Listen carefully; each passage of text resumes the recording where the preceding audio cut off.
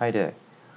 So today I'm going to talk about how we can make use of this formula in Excel equals Workday to quickly find out the date of either the first working day or whichever number of working days later from a specific date.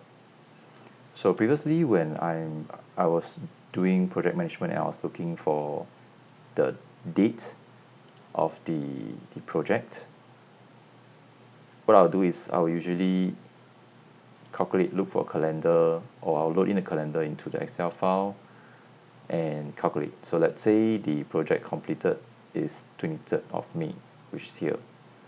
So I'll calculate as 1, 2, 3, 4, 5, 6, 7, 8, 9, 10, 11, 12, 13, 14, 15, 16, 17, 18, 19, 20, 21, 22, 23, 24, 25, 26, 27, 28, 29, 30. So it's at 11 April. And then I'll key in the 11 April here manually. But if we were to use the Workday formula, basically you can get the same date without even looking at the calendar. So how does it work?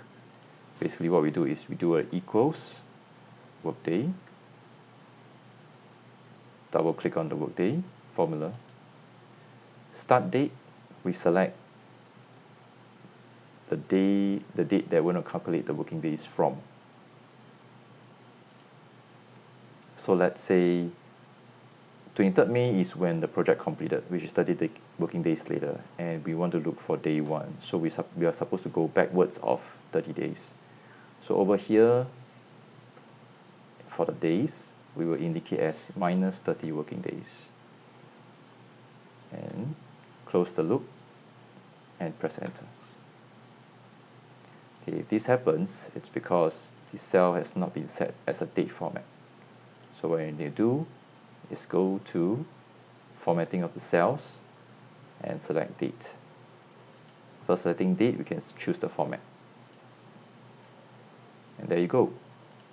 You can actually get 11 April immediately without having to go to a calendar to calculate the actual date from 30 working days before. So same thing, if let's say we want to do a calculation of 30 working days after, we basically can do a equals Workday. Start date will be based on 23rd of May. So this time around, instead of minusing, we'll just put a positive 30. Close the bracket.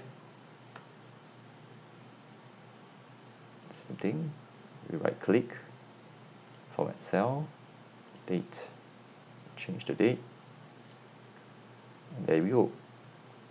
Straight away, we will actually get the date from 23rd of May, 30 working days later.